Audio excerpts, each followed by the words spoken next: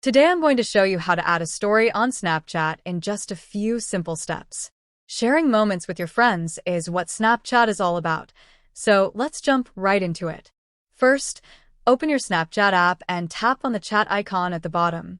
Then, head over to your profile by tapping your Bitmoji or profile icon in the top left corner.